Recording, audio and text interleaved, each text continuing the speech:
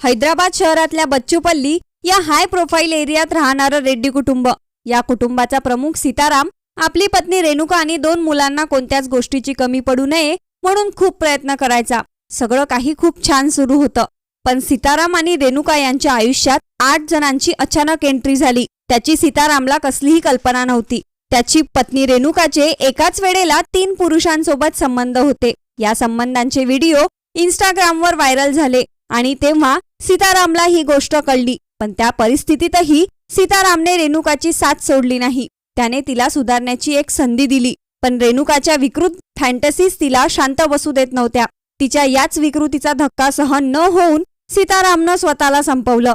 पण रेणुकाच्या अनैतिक संबंधातून वेगवेगळी वर्ण घेणारी ही रेड्डी कुटुंबाची गोष्ट खूपच थरारक आहे. तीच गोष्ट सांगणारा हा व्हिडिओ. नमस्कार मंडळी, तुम्ही पाहताय crime story teller 1 Marathi YouTube channel. 9 फेब्रुवारीच्या सकाळी हैदराबादच्या हुसेन सागर तलावात एका तरुणाचा मृतदेह तरंगताना दिसला. लेक पोलीस स्टेशनने मृतदेह बाहेर काढला. हा मृतदेह होता बच्चूपल्ली परिसरात राहणाऱ्या 36 वर्षाच्या एस सीताराम रेड्डी या IT इंजिनियरचा. सुरुवातीला प्रकरण काय हे कळायला मार्गच नव्हता. पण सीतारामच्या वडिलांनी त्याने ठेवलेलं व्हॉट्सअप स्टेटस पोलिसांना दाखवलं. या स्टेटसवर सीतारामनं मृत्यूपूर्वी लिहिलेलं 19 पानांचं पत्र अपलोड करण्यात आलं होतं. या पत्रातला एक शब्द अंगाचा थरकाप उडवणारा होता. या पत्राच्या आधारावर सीतारामच्या वडिलांनी लेक पोलीस स्टेशनला 0 FIR दाखल केली.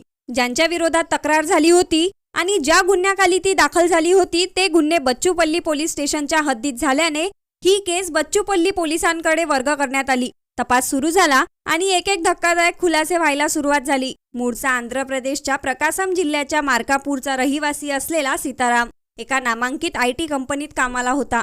त्याने घरच्यांच्या पसंतीने 4 मार्च 2018ला निंद्याल जिल्ह्यातील कोत्तपल्ली गावातल्या रेणुका नावाच्या मुलीसोबत लग्न केलं.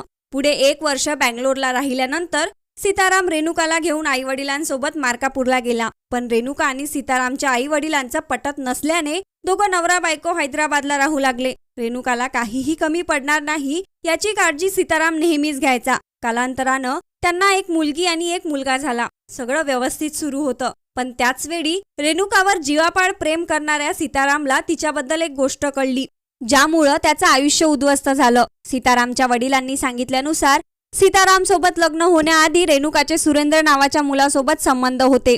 तिला सुरेंद्र सोबत लग्न करायचं होतं. पण घरच्यांनी जबरदस्तीने तिचं लग्न सीताराम सोबत लावून दिलं. लग्न झाल्यानंतर सगळं काही ठीक चाललं होतं असं वाटत होतं, पण सत्य वेगळंच होतं. रेणुकाचे अनेक पुरुषांसोबत संबंध होते. त्या पुरुषांना ती वेगवेगळ्या ठिकाणी जाऊन भेटायची. सीताराम कामानिमित्त घराबाहेर गेला की ते रामण्णा नावाच्या एका हॉटेल व्यावसायिकाला घरी बोलायची. त्याच्यासोबत नाजूक क्षण ती तिच्या मोबाईलमध्ये वेगवेगळ्या अँगलनं शूट करायची.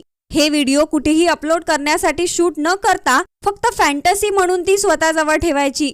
फक्त रामण्णाच नाही तर श्रवण किशोर, अय्यप्पा या तिच्या जुन्या क्लासमेट्स सोबत सुद्धा ती इंस्टाग्रामवरती चॅटिंग करायची. सीताराम घरी नसला की रात्रभर त्यांच्यासोबत न्यूड व्हिडिओ कॉलवर बोलायची, अश्लील चॅट्स करायची. सीतारामला यातला कोणत्याच गोष्टीची कल्पना नव्हती. त्याचं रेणुकावर खूप प्रेम होतं म्हणून त्यानं कधी तिच्यावर संशय घेतला नाही. अशात एक दिवस तिचा प्रियकर रामण्णाला ती अजून दोघांसोबत इंस्टाग्रामवर बोलत असल्याचं कळलं. त्याला या गोष्टीचा भयंकर राग आला. त्याने रेणुकावर सूड उगवायचं ठरवलं. रेणुकाने शूट केलेले नाजूक अवस्थेतले व्हिडिओ त्याने तिच्याकडून मागितले. एकदा बघून डिलीट करतो असं त्याने तिला सांगितलं. त्यामुळे रेणुकाने सगळे व्हिडिओ रामण्णाला पाठवले. पण रामण्णानं ते व्हिडिओ ज्या इतर 2 मुलांसोबत रेणुका बोलत होती त्यांना आपल्या संबंधाबद्दल कळावं म्हणून एक व्हिडिओ इंस्टाग्रामवर अपलोड केला. त्याच्या फॉलो लिस्टमध्ये असलेल्या 2000 लोकांपर्यंत हा व्हिडिओ पोहोचला. रेणुकाला ही गोष्ट कळल्यानंतर ती पूर्णपणे घाबरली. तिने रामण्णाला व्हिडिओ डिलीट करायची विनंती केली, पण तो ऐकतच नव्हता. काय करावं हे रेणुकाला कळत नव्हतं. शेवटी तिने ही गोष्ट सीतारामनला सांगायची ठरवलं. 19 सप्टेंबर 2025च्या रात्री रेणुकानं रडत रडत घडलेली सगळी हकीकत आपला नवरा सीतारामला सांगितली. हा सगळा प्रकार ऐकून सीतारामला मोठा धक्का बसला. माझ्याकडून चूक झाली, मला माफ कर, मी यानंतर असं काहीही करणार नाही. हे व्हिडिओ अजून जास्त व्हायरल झाले तर आपली बदनामी होईल असं म्हणत रेणुका सीतारामकडे मदत मागत होती. सीताराम या धक्क्यातून सावरतो ना सावरतो तोच रेणुकाने तिचे संबंध फक्त रामण्णा सोबतच नसून श्रवण कुमार, अय्यप्पा यांच्या सोबतही असल्याचं कबूल केलं. रेणुका एवढ्यावरच थांबली नाही, तिने तिच्या लग्नाच्या अगोदर वामासी सुजिता आणि इतर 5 ते 6 जणांसोबत असलेल्या संबंधाची सुद्धा कबुली दिली. रेणुकाने त्यांच्यासोबत ठेवलेले संबंध, सिगारेट आणि बियरची केलेली व्यसन या सगळ्याचा पाढाच वाचून दाखवला. तिच्यावर जीवापाड प्रेम करणाऱ्या सीतारामला हे सगळं पचवणं खूपच कठीण जात होतं.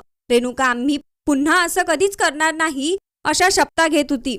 सीतारामला काय करावं हे कळत नव्हतं, पण त्या परिस्थितीत सुद्धा त्याने रेणुकाला माफ केलं. तिला घेऊन तो रात्री पोलीस स्टेशनला गेला. सगळं प्रकरण समजून घेऊन पोलिसांनी रामण्णाला शोधून इंस्टाग्रामवर अपलोड केलेला व्हिडिओ डिलीट करायला लावला. नंतर सीताराम आणि रेणुका घरी परत आले, पण थोड्याच वेळात रामण्णाने दुसरा व्हिडिओ अपलोड केला. त्यावेळी रेणुका सीतारामला न सांगता रामण्णाच्या घरी गेली. नंतर पोलिसांच्या मदतीने सीतारामने रामण्णाचं घर गाठलं. तेव्हा रेणुका आणि रामण्णा दोघेही बेशुद्ध अवस्थेत पडलेले असल्याचं दिसलं. त्यांनी विष खाऊन जीव देण्याचा प्रयत्न केला होता. सीतारामनं तिला दवाखान्यात नेलं. दुसऱ्या दिवशी ही गोष्ट रेणुका आणि सीतारामच्या घरच्यांना कळली. रेणुका बरी झाल्यानंतर तिच्या घरचे तिला माहेर घेऊन निघाले. सीताराम 2 मुलांना घेऊन बच्चूपल्ली इथे राहत होता. काही दिवसांनी रेणुकाच्या घरच्यांनी तिला पुन्हा घरात घेण्याची विनंती केली.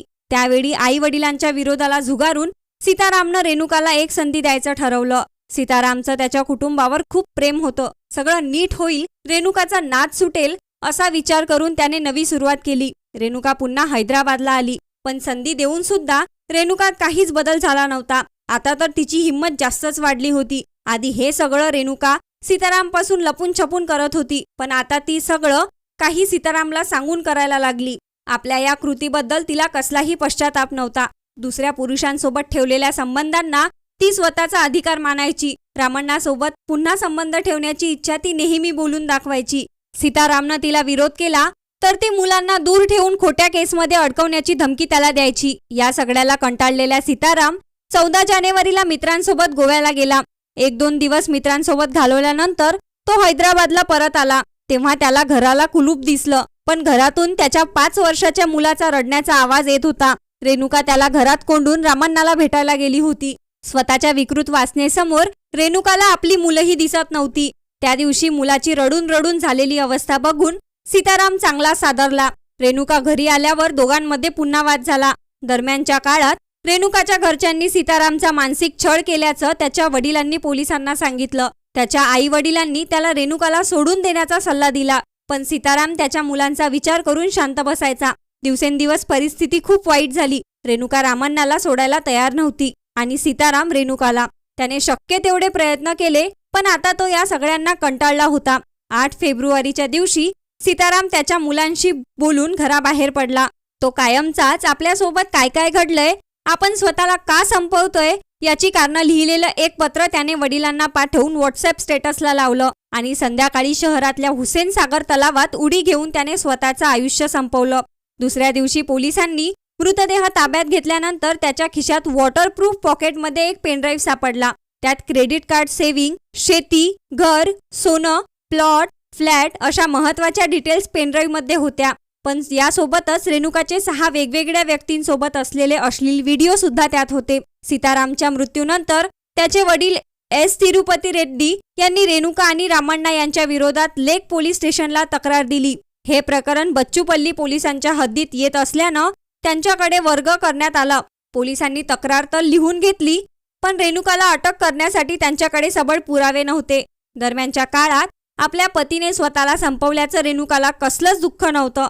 सीतारामच्या मृत्यूच्या काहीच दिवसांनी तिने रामण्णासोबत लग्न केलं. 7 वर्षांची मुलगी आणि 5 वर्षाच्या मुलाला सोडून ती रामण्णासोबत हैदराबादमध्येच राहू लागली. बच्चूपल्ली पोलिसांनी सीतारामच्या खिशात मिळालेल्या पेनड्राईव्हमधून रेणुकाच्या विरोधात पुरावे गोळा केले.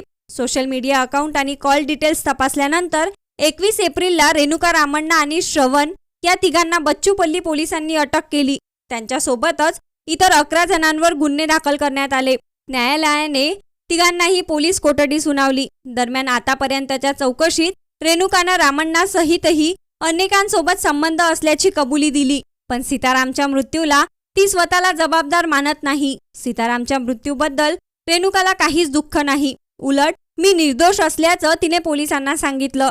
या प्रकरणाचा सखोल तपास सध्या सुरू आहे. सीतारामच्या मृत्यूनंतर त्याची दोन्ही मुलं आई वडिलांकडे आहेत. जोपर्यंत माझ्या मुलाला न्याय मिळणार नाही तोपर्यंत मी लढत राहणार असं सीतारामच्या वडिलांनी माध्यमांशी बोलताना सांगितलं. त्यामुळे या प्रकरणात पुढे काय होतं, सीतारामच्या मृत्यूसाठी रेणुकाला दोषी ठरवलं जाणार का, हे पाहणं महत्त्वाचं असणार.